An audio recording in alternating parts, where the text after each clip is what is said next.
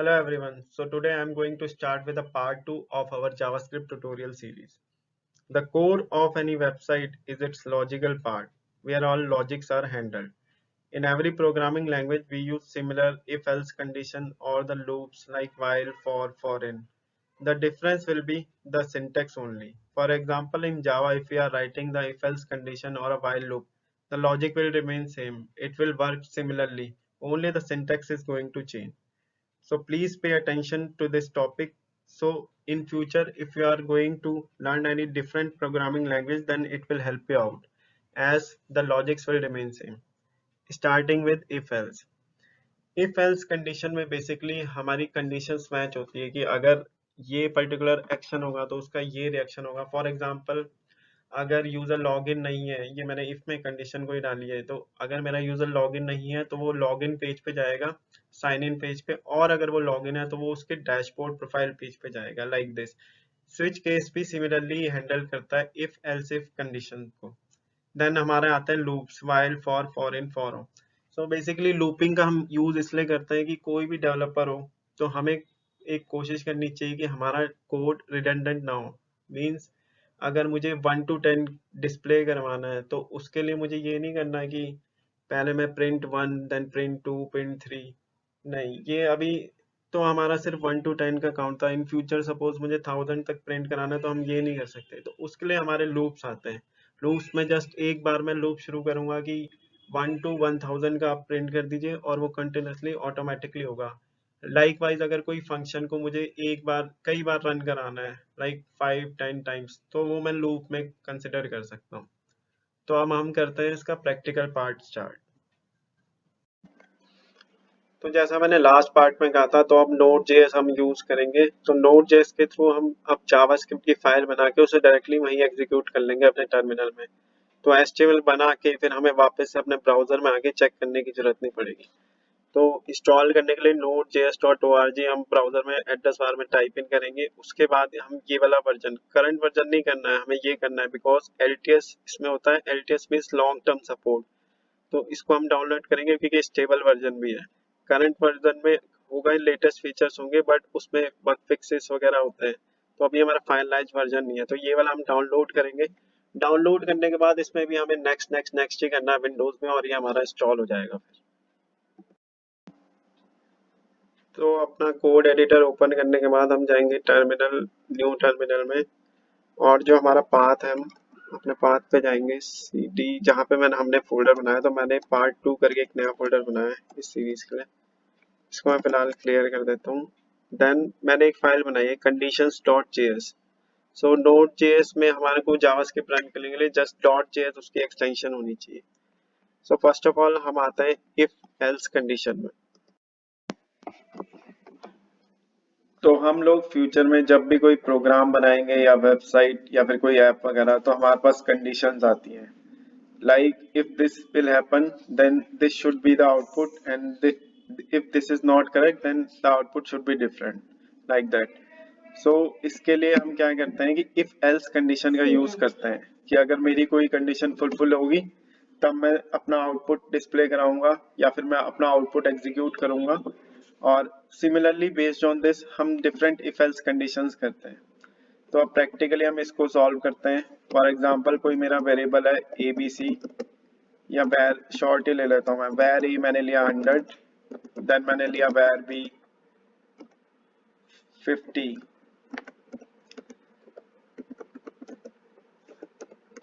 So suppose मुझे ये check करना है कि कोई मेरा वेरिएबल है उसकी वैल्यू ग्रेटर देन है या लेस देन है, तो मैं इफ की कंडीशन डालूंगा. सो मैंने कंडीशन डाली if a is greater than b, then मैं डिस्प्ले कराऊंगा. क्योंकि मैं नोड यूज कर रहा हूँ तो ये डिस्प्ले हो जाएगा मेरा डायरेक्ट टर्मिनल में. तो डॉक्यूमेंट डॉट राइट की जगह मैंने लिखा है कंसोल डॉट लॉग.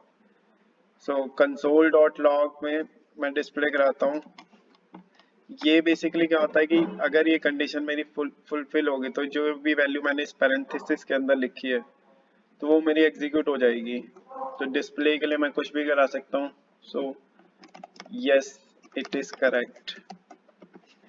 सो ये जस्ट स्टेटमेंट है जो कि मैं डिस्प्ले करा रहा हूँ. तो इसके लिए हमें कोई कुछ भी लिख सकते हैं हम इसमें. और अगर ये इनकरेक्ट होती है स्टेटमेंट तो नो इट इज इनकरेक्ट।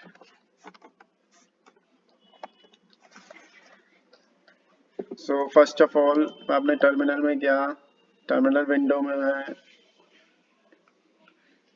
इस फोल्डर पे जाता हूँ पहले तो, ये है मेरा CD पार्ट 2 में और मेरी फाइल का नेम है conditions.js।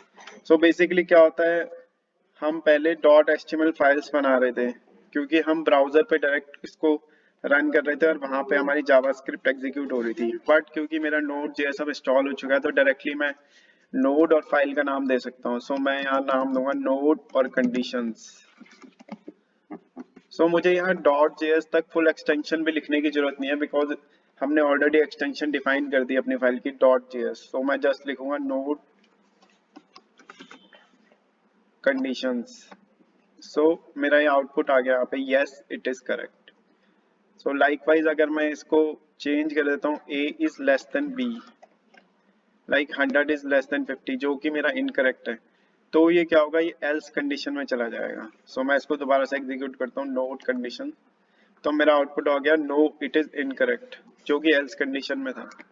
सो फ्रेंड्स बेसिकली क्या होता है कि इफ एल्स में क्या होता है कि एल्स एक ऐसी चीज है कि एल्स में क्या होगा कि मेरा कोई ना कोई आउटपुट, अगर मेरी कंडीशन फुलफिल होती है तो ये होगा, और अगर नहीं होती है मेरी कंडीशन फुलफिल तो एल्स में तो वो जाएगा ही जाएगा, मतलब मीन्स ये वाली कंडीशन तो मेरी एग्जीक्यूट होगी ही होगी।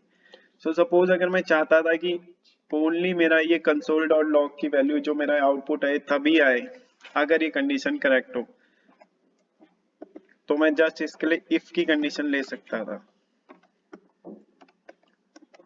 सो लाइकवाइज अगर मैंने चेक करा कि a is less then b, 100 less than 50 जो कि करेक्ट नहीं है, तो मैं यहाँ नोट कंडीशन दोबारा से रन करता हूँ। सो देखा आपने कि यहाँ पे कोई आउटपुट नहीं आया, बट अगर मुझे फिक्स कंडीशन चाहिए थी कि यस एटलीस्ट मैं श्योर होना चाहता हूँ कि a है ग्रेटर देन b से, तो मैं एल्स इफ अब हम यूज करते हैं।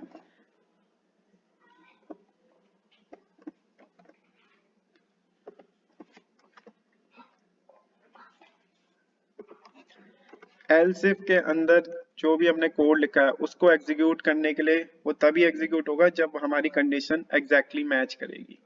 सो ये इस एल्स इफ के अंदर तभी जाएगा अगर ये मेरी कंडीशन फुलफिल होगी। So it is just like if. So ये इफ और एल्स इफ मींस अगर ये कंडीशन ट्रू हुई तो ये वाला ही एग्जीक्यूट होगा मेरा कोड, और अगर ये एल्स में ये वाला इफ मेरा एग्जीक्यूट हुआ तो ये कंडीशन होगी। और अगर इनमें से कोई कंडीशन मेरी मैच नहीं होती, सपोज मैं एक इक्वल इक्वल टू की कंडीशन लिख सकता कि else if A equal equal to B, so वो भी एल्स इफ में जाएगी। बट मैं चाहता था कि अगर ये ना उसके बराबर है ना उससे छोटा है ना उससे बड़ा है तो भी मेरा कुछ कंडीशन डिस्प्ले हो या मेरा कुछ फंक्शन एग्जीक्यूट हो, तो मैं लिख सकता था एल्स में जाएगी वो चीज। मैं दिखाता हूँ इसका आउटपुट क्या आता है, तो नो कंडीशंस मैच्ड। सो ये एक तरह से मेरी डिफॉल्ट हो गई, डिफॉल्ट कंडीशन की अगर कुछ भी मैच नहीं होता तो एल्स में आ जाएगा। तो इसको मैं फिलहाल के लिए कर देता हूँ 50। सो यहाँ पे क्या हो रहा है कि a is less then b, ये इनकरेक्ट है, a is greater than b, ये भी इनकरेक्ट है। सो ये लास्ट जो हमारी फाइनल डिफॉल्ट कंडीशन है, मतलब जो कि मेरी एग्जीक्यूट होगी होगी, ये उस पर चला जाएगा। तो इसको एग्जीक्यूट करता हूँ मैं, नो कंडीशंस मैच्ड। सो ये हमारा ये होगा। तो ऐसे ही इफ एल्स इफ का यूज हम ऐसे ही करते हैं। तो लाइकवाइज जो मैंने इनिशियली बताया था, सपोज हमारा लॉगिन की कंडीशन है कि यूजर लॉग्ड इन है या फिर यूजर लॉगिन नहीं है, तो हम वहाँ पे कंडीशन दे सकते हैं कि if user is logged in then this particular statement will be executed, and likewise अगर यूजर लॉगिन नहीं है तो फिर वो हम उसे लॉगिन पेज पे भेज देंगे, साइन इन पेज पे भेज देंगे जहाँ पे उसको अपने डिटेल्स जानने पड़ेंगे। सो इफ एल्स एक बहुत ही इंपॉर्टेंट कंडीशन है जो कि हमें आनी चाहिए। लाइकवाइज हमारा स्विच केस होता है, अब हम उसके बारे में करते हैं आगे। नेक्स्ट है हमारा switch case. So switch case हमारा बेसिकली इफ एल्स कंडीशन की तरह ही होता है। इसमें हमारा क्या होता है, कोई भी हमारा वेरिएबल कोई या कोई वैल्यू एज एन एक्सप्रेशन हम स्विच केस में पास करते हैं, और अगर वो मेरे किसी पर्टिकुलर कंडीशन से मैच करता है तो वो particular code of block execute हो जाएगा। सो मैं स्टार्ट करता हूँ। सो where टेस्ट इक्वल टू मैंने लिया 200, देन ये स्विच केस का सिंटैक्स है, स्विच एक्सप्रेशन मीन्स जो वैल्यू मुझे कंपेयर करनी है। देन इसमें मैं अपने केसेस लिख देता हूँ। केस 100, अगर मुझे टेस्ट की वैल्यू 100 होती है, 100 से मैच करती है exact, test equal to 100, then ये पर्टिकुलर कोड मेरा एग्जीक्यूट होगा। तो यहाँ पे मैं जस्ट डिस्प्ले करा रहा हूँ 100 found and then break. Break से क्या होता है, हमारा बेसिकली जो फर्दर कोड एग्जीक्यूशन है वो स्टॉप हो जाएगा। लाइकवाइज जैसा हमारा था कि इफ एल्स, सो हमारा इफ सपोज मैंने लिखा था पहले कि ए इज ग्रेटर देन बी, वो मेरा नहीं मैच होता, देन वो एल्स इफ में गया था। सो एल्स इफ की अगर कंडीशन मैच हो जाती है तो वो फर्दर नीचे नहीं जाएगा, वो सेकेंड लाइन ऑफ कोड पे ही जहां मेरी कंडीशन मैच हुई वहीं पे ब्रेक हो जाएगा। सो इसको ब्रेक करने के लिए, ताकि ये मेरा फर्दर नीचे जाए ना, इसलिए हम ब्रेक देंगे। सो ये स्विच केस के बाहर आ जाएगा। अब आगे इसको मैं कॉपी कर लेता हूँ।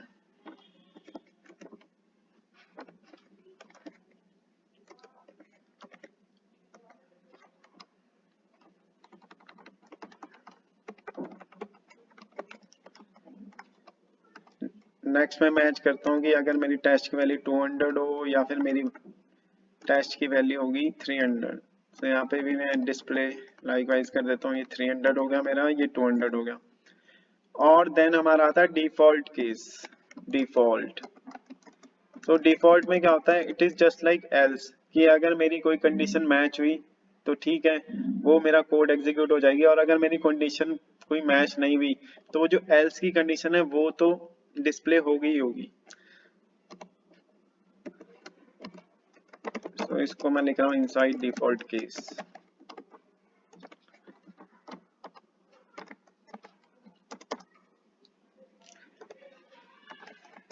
एंड बिकॉज मेरा default case at the end है, सो जो भी मेरी एग्जीक्यूशन होती है वो टॉप टू बॉटम होती है। सो ये यहाँ आया, तो मैं इसकी पहले एग्जीक्यूशन चेन बताता हूँ, एग्जीक्यूशन चेन हायरार्की बताता हूँ मैं इसकी। सो ये 200 मेरा वेरिएबल का ही वैल्यू थी, टेस्ट वेरिएबल की। देन ये एज एन एक्सप्रेशन मैंने स्विच केस में पास करा, जिसकी वैल्यू 200 है अभी। सो इस यहाँ पे मैच हुआ है केस 100, मीन्स टेस्ट की वैल्यू अगर मेरी 100 है, सो इसमें हमारा क्या हुआ कि वो कंडीशन नहीं एग्जीक्यूट नहीं हुई, तो फिर जो मेरा कोड है यहाँ पे वो आएगा ही नहीं। देन वो नेक्स्ट केस में गया 200 पे। सो उसने देखा कि यस 200 मैचिंग है, देन वो इसको एग्जीक्यूट कर देगा और ब्रेक कर देगा, मीन्स वो फर्दर 300 या डिफॉल्ट केस पे नहीं जाएगा और स्विच केस के बाहर आ जाएगा। तो पहले हम इसको डिस्प्ले करा के देखते हैं कि हमारा आउटपुट क्या आता है। सो इसके लिए मैं लिखूंगा node switch underscore case 200 found, means ये मेरा पर्टिकुलर कोड एग्जीक्यूट हो गया। अब सपोज मेरा ये 500 है, तो मैंने जैसे कहा था डिफॉल्ट केस में हमें ब्रेक लिखने की जरूरत नहीं है, बिकॉज डिफॉल्ट मैंने इस यहाँ पे एट द एंड लिखा हुआ है। सो ऑटोमेटिकली ये स्विच केस कोड के बाहर आ ही जाएगा। तो डिफॉल्ट के लिए मुझे ब्रेक लिखने की जरूरत नहीं है, वरना मैं ब्रेक भी लिख सकता हूँ। तो मैं दोनों करके दिखाता हूँ। सिंस ये 500 है, ये कोई केस मेरा मैच नहीं करेगा, तो डिफॉल्ट पे ही आना चाहिए इसको। इनसाइड डिफॉल्ट केस इसका आउटपुट होना चाहिए। तो इसको मैं दोबारा एग्जीक्यूट करता हूँ। सो इनसाइड डिफॉल्ट केस मेरा आ गया। और just in case for formatting purpose अगर मैं यहाँ पे ब्रेक देता हूँ, ब्रेक, तो आप एग्जीक्यूट करते हैं, इसका रिजल्ट देखते हैं। सेम इनसाइड डिफॉल्ट केस, इसका जो आउटपुट है वो सेम है। So now other thing is like ये हमारा टाइप ऑफ जो मैंने एक बार बताया था फर्स्ट लेक्चर में, मींस की स्ट्रिंग टाइप है, डेटा टाइप है। सो यहाँ पे हमारा एग्जैक्ट मैच होता है। सो सपोज अब मैं इसको कर देता हूँ 200, तो हमारी वैल्यू जो आई थी वो थी 200 फाउंड। इसको मैं क्लियर कर देता हूँ ताकि कंसोल के, यस, अगर ये मैं स्ट्रिंग कर देता हूँ इसको, लाइक 200 कोई मैं, अगर मैं किसी भी इंटीजर को या कोई भी स्ट्रिंग वगैरह उसको मैं अगर डबल पैरेंथेसिस या फिर सिंगल पैरेंथेसिस में ले लेता हूँ, वो स्ट्रिंग हो गई है, उसका टाइप स्ट्रिंग हो गया। तो इसको अगर मैं एग्जीक्यूट करता हूँ तो ये डिफॉल्ट पे जाएगी। सी, ये आ गया inside default case. Reason being वो यहाँ पे आया, उसने चेक करा 200 equal to 200 which is not correct, because यहाँ पे क्या होता है कि ये हमारे पास दो चीज होती है, एक होता है इक्वल टू कंपैरिजन ऑपरेटर होता है और एक होता है एग्जैक्ट मैच। तो मैं यहाँ दिखाता हूँ like if test equal to 200, so console dot log first condition मैं देता हूँ जस्ट डिस्प्ले पर इसके लिए, और एल्स इफ ले लेता हूँ मैं, मीन्स अगर मेरी ये कंडीशन मैच होती है इक्वल टू, तो यहाँ पे क्या होता है इसका टाइप भी मैच होता है जहाँ पे मैं एक, और ये एग्जैक्ट मैच होता है जहाँ पे ट्रिपल मेरे इक्वल टू है। सो मैं इसको एग्जीक्यूट कराता हूँ, सो मोस्ट लाइकली ये फर्स्ट कंडीशन में ही ट्रू होगा। मैं दोनों इनको सेपरेट कर देता हूँ ताकि अगर दोनों कंडीशन मेरी मैच होगी तो दोनों के रिजल्ट मेरे को मिल जाए। सो इसमें मेरा आउटपुट आया फर्स्ट कंडीशन और नीचे स्विच केस में इनसाइड डिफॉल्ट केस, इसको मैं कमेंट आउट कर देता हूँ फिलहाल। मैं बताता हूँ क्यों, बिकॉज अगर मैं इसका टाइप ऑफ करता हूँ, मतलब ये करंटली किस टाइप का है, सो टाइप ऑफ टेस्ट, इसको एग्जीक्यूट करते हैं हम। सो देखा आपने ये स्ट्रिंग है, जबकि यहाँ पे ये मेरे सारे इंटीजर्स थे स्विच केस में। सो अगर मैं ये डबल इन्वर्टेड कॉमास अगर मैं रिमूव कर देता हूँ, सो इसका टाइप ऑफ नंबर हो जाएगा, सी ये नंबर हो गया। और नाउ देखिए ये फर्स्ट कंडीशन भी मैच करी क्योंकि इक्वल टू तो मेरा था ही, means it was not comparing the type of, it was not comparing the data type. और ये सेकंड कंडीशन भी मेरी ट्रू हो गई बिकॉज अब ये एग्जैक्ट मैच है, ये भी नंबर टाइप है, टेस्ट में मेरा नंबर टाइप यहाँ पे है, ये मेरा फर्स्ट वाला, एंड देन ये 200 एग्जैक्ट मैच है। तो अब अगर मैं अपना स्विच केस दोबारा से इनेबल करता हूँ, इसको मैं पहले क्लियर करता हूँ, इसको एग्जीक्यूट करते हैं। सो 200 फाउंड, यहाँ पे मेरा मैच हो गया because now it is a number and not a string. So ये चीज बहुत ही इंपॉर्टेंट है कि स्विच केस में हम एग्जैक्ट मैच लेते हैं, means triple equal to. Okay, then फिर हम अब नेक्स्ट करते हैं अपना लूप्स। नेक्स्ट है हमारा वाइल लूप। सो मैंने फर्स्ट ऑफ ऑल फाइल बना ली while underscore loop dot JS. अब मैं एक वेरिएबल डिफाइन कर देता हूँ यहाँ पे var a equal to 1, then हमारा लूप स्टार्ट होगा while a is less than 5, और मैं एक स्टेटमेंट एग्जीक्यूट कर देता हूँ, डिस्प्ले करा देता हूँ मैं कंसोल डॉट लॉग से ए इक्वल टू, और कॉन्कैटनेट कर देता हूँ ए, जो मेरा वेरिएबल है ए प्लस प्लस। सो बेसिकली यहाँ पे क्या हो रहा है, मैंने एक वेरिएबल डिफाइन करा था a जिसकी वैल्यू अभी करंटली 1 है, इंटीजर में इस नंबर 1, देन a इज, ये यहाँ पे वाइल में क्या होता है हमारा कंडीशन मैच करते हैं हम, अगर वो कंडीशन मैच होगी वो उसके अंदर आएगा और वो एग्जीक्यूट हो जाएगा जब तक कि वो कंडीशन मेरी फुलफिल नहीं होती।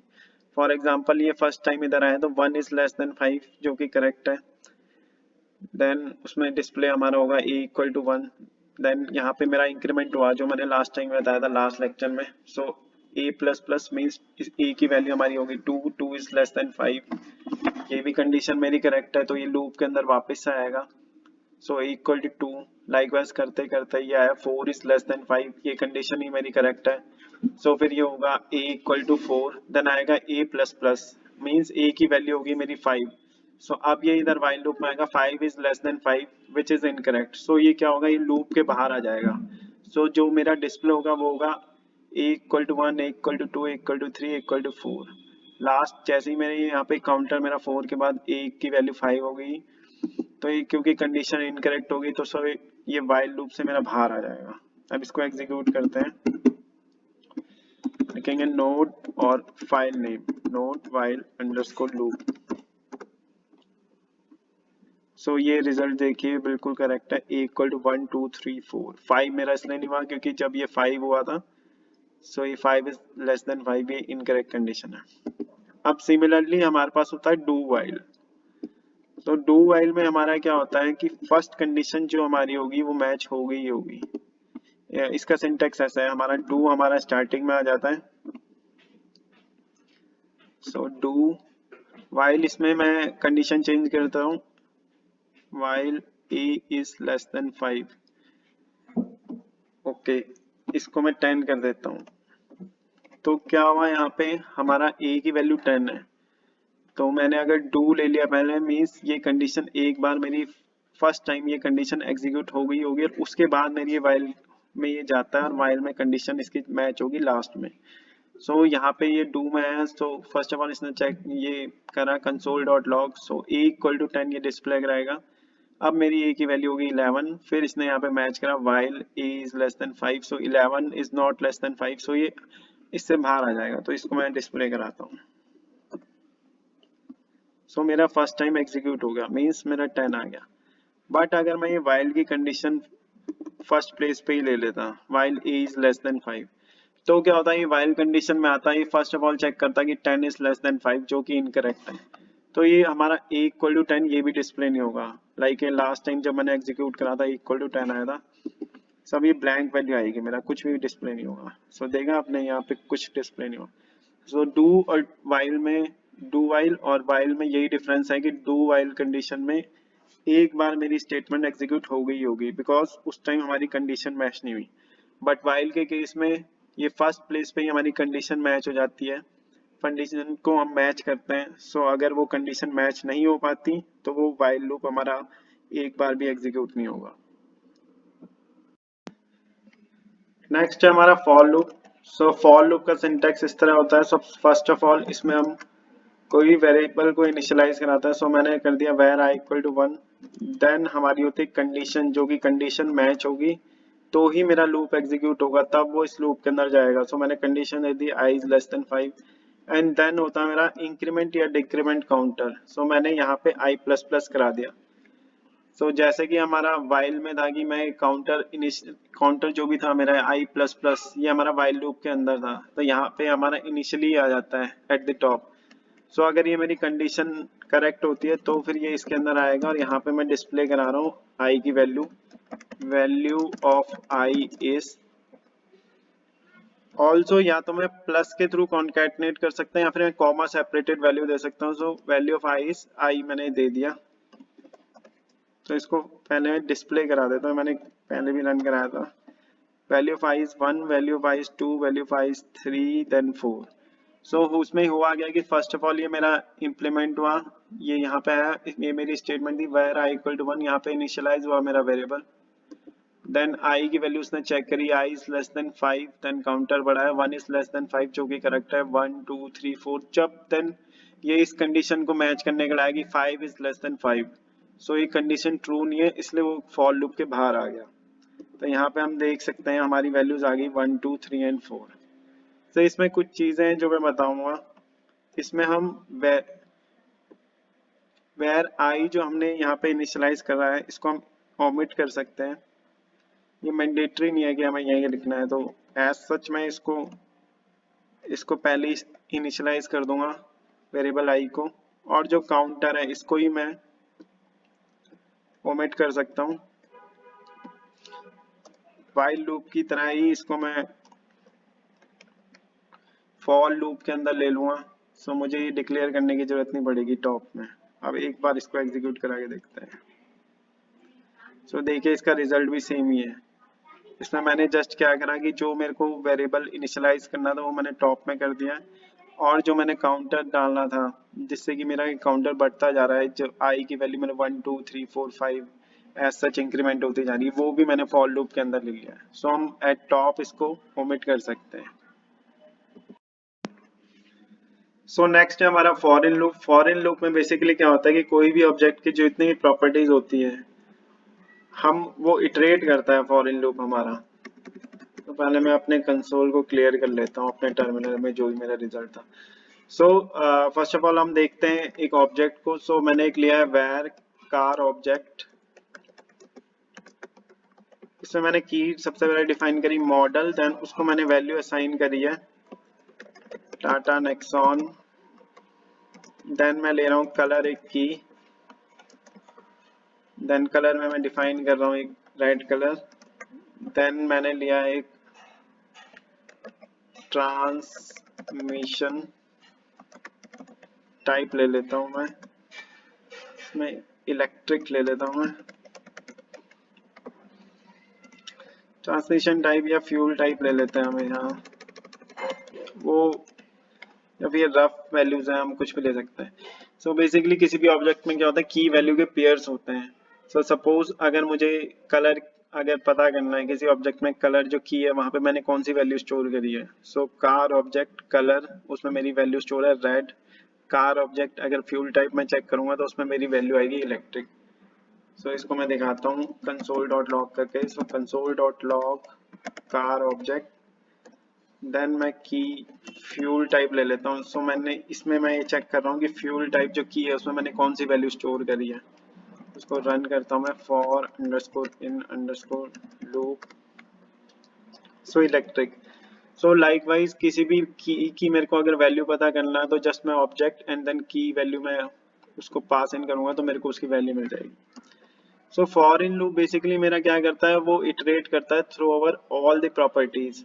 सो it will go through all model colour fuel type. So let me show you how. तो फॉर, इसका सिंटेक्स ऐसा है, फॉर लेट, मैंने कोई वेरिएबल डिफाइन करा, let x in car object. तो जो मेरा x है ये इटरेट करेगा throughout this object and it will take all the keys. So अब मैं फर्स्ट ऑफ ऑल x को डिस्प्ले कराता हूँ, console dot log, then current key is comma से सेपरेट करा एंड देन x। सो ये जितनी भी कीज है वो मेरी डिस्प्ले कर देगा, like model colour fuel type. So मैं इसको रन कर रहा हूँ नीचे। सो ये रहा current key is model then colour then fuel type. So अब अगर मुझे वैल्यू चेक करनी है कि उस की में मैंने वैल्यू क्या स्टोर करी थी, current key is this and value is, value के लिए मैं दोबारा से कार ऑब्जेक्ट को कॉल करूंगा और उसमें उसकी वैल्यू चेक करूंगा कि इस की में उसकी क्या वैल्यू थी। सो अब मैं इसको रन करता हूँ। So current key is model and values Tata Nexon. So ये रहा हमारा ये की है और उसमें मैं जो मैंने वैल्यू स्टोर करी है वो है टाटा नेक्सॉन। लाइकवाइज कलर की वैल्यू मेरी रेड है। सो इसका पर्पस होता है हमारा किसी भी ऑब्जेक्ट की सारी प्रॉपर्टीज को इटरेट करता है फॉर इन लूप। नेक्स्ट है हमारा for of loop. So for of loop भी फॉर इन लूप की तरह ही इटरेट करता है, बट फॉर इन लूप में बेसिकली हमारा क्या हो रहा था, हमारी कीज पे इटरेट करता है वो। जो भी हमारे पास सेट टाइप है वो एरे टाइप है ऑब्जेक्ट टाइप है, बट फॉर ऑफ लूप में वो वैल्यूज पे इटरेट करता है। सो इसका मैं एग्जांपल लेता हूँ। तो हमने एक वेरिएबल ले लिया, मैं ले लेता हूँ var a r r equal to, उसमें मैंने वैल्यू दे दी, फर्स्ट वैल्यू दे दी 10, देन 20, देन 30। लाइकवाइज मैंने एक एरे डिफाइन कर दिया। अब मैं फॉर इन लूप लेता हूँ, तो for let x in a r r, इसमें हम डिस्प्ले करा देते हैं console dot log value of x is then x. अब मैं यूज करूंगा for of loop, for let variable का नेम चेंज कर देता हूँ मैं, फॉर वाई ऑफ, इसमें बस इन की जगह हमारा ऑफ हो जाएगा, y of a r r, then value of y is, और ये आ गया मेरा वाई। सो बेसिकली ये क्या करेगा, x ये जितने भी इसमें कीज हैं उसको इटरेट करेगा। तो कीज यहाँ पे डिफाइन नहीं है, तो यहाँ मेरी डिफॉल्ट की होगी 0, 1, 2 जो कि हमारी पोजीशन है, और y हमारा इटरेट करेगा वैल्यूज पे, दैट इज 10, 20, 30, ये आएगा हमारा। तो इसको हम चेक करते हैं अब, node for underscore of underscore loop. So देखिए एग्जीक्यूट करने के बाद हमारा रिजल्ट आ गया है। सो जो भी ये x था, ये हमारा इन जो फॉर इन लूप है उसमें हमारी कीज आई हैं 0, 1, 2, एंड जो फॉर ऑफ लूप है उसमें आएगा हमारा वैल्यूज 10, 20 और 30। सो पार्ट 2 में हमने कवर करा if else condition, switch case, while, for in, for of loop. So basically जब भी हम कोई भी साइट बनाएंगे या कोई ऐप बना रहे हैं तो हमारे को क्या होता है कि हमारे लॉजिक्स क्लियर होने चाहिए। बिकॉज लॉजिक्स ही हमारा कोर होता है किसी भी साइट का, कि कुछ अगर सिचुएशन आ गई, कोई कंडीशन आएगी तो हम उसको कैसे हैंडल करेंगे, किसी चीज को हमें कई बार डिस्प्ले कराना है, वो कितनी बार तक डिस्प्ले होनी चाहिए। सो उन सब चीजों के लिए हमारा जो कोर है वो हमारा करेक्ट होना चाहिए, उसमें हमारी प्रोफिशिएंसी होनी चाहिए। तो ये बहुत इंपॉर्टेंट एस्पेक्ट था इस पूरे उसका ट्यूटोरियल का। सो इन फ्यूचर ऑल्सो जब आप भी आप कोई डिफरेंट लैंग्वेज लर्न करोगे लाइक पाइथन, जावा एटसेट्रा, सो ये सब कोर है जो आप सब उसमें सेम होंगे, आपको सब लैंग्वेज में सेम मिलेंगे, जस्ट आपका सिंटैक्स चेंज होगा। सो इस पे अपना मेन फोकस रखना है हमें। तो नेक्स्ट पार्ट में हम करेंगे scope, hoisting, strict mode, functions and error handling. I hope ये वीडियो आपको अच्छा लगा होगा। Please do like, share and subscribe to my channel, and I will continue creating more tutorial videos in different programming languages. Thank you. Bye bye.